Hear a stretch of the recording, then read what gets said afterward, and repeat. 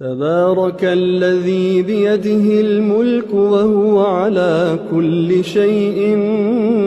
قدير، الذي خلق الموت والحياة ليبلوكم أيكم أحسن عملا وهو العزيز الغفور، الذي خلق 7 سماوات طباقا ما ترى في خلق الرحمن من تفاوت، فارجع البصر هل ترى من فطور،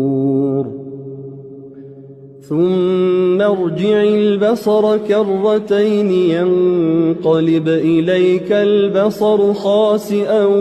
وهو حسير، ولقد زينا السماء الدنيا بمصابيح وجعلناها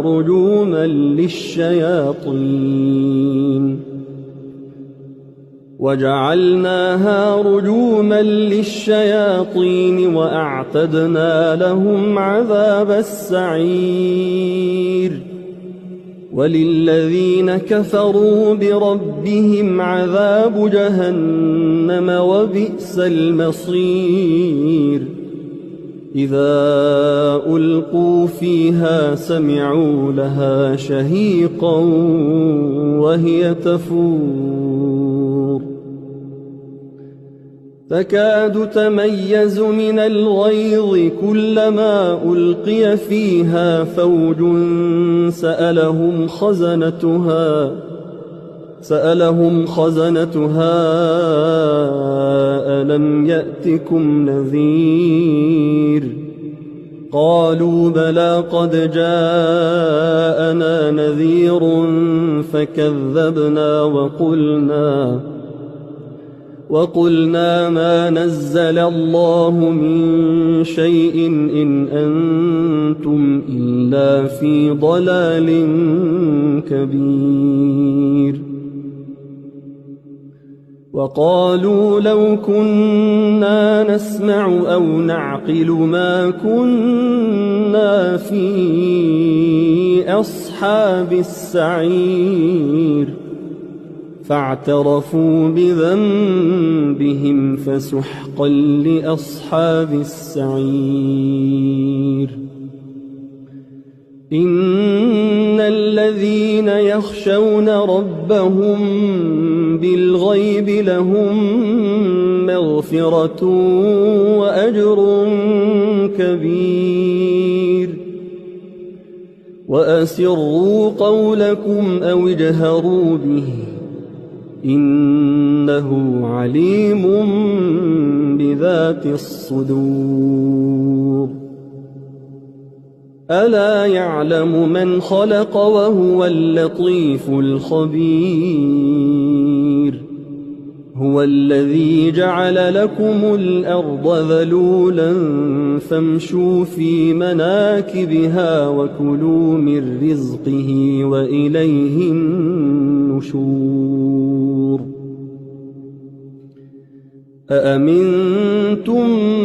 من في السماء أن يخسف بكم الأرض فإذا هي تمور، أم أمنتم من في السماء أن يرسل عليكم حاصبا فستعلمون كيف نذير، ولقد كذب الذين من قبلهم فكيف كان نكير، أولم يروا إلى الطير فوقهم صافات ويقبضن ما يمسكهن إلا الرحمن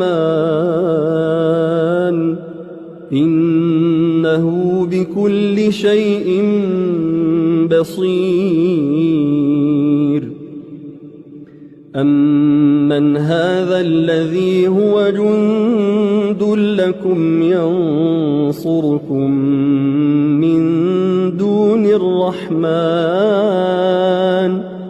إن الكافرون إلا في غرور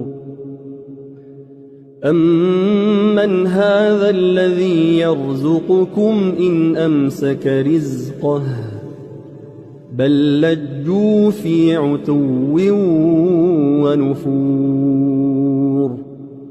أفمن يمشي مكبا على وجهه أهدى أمن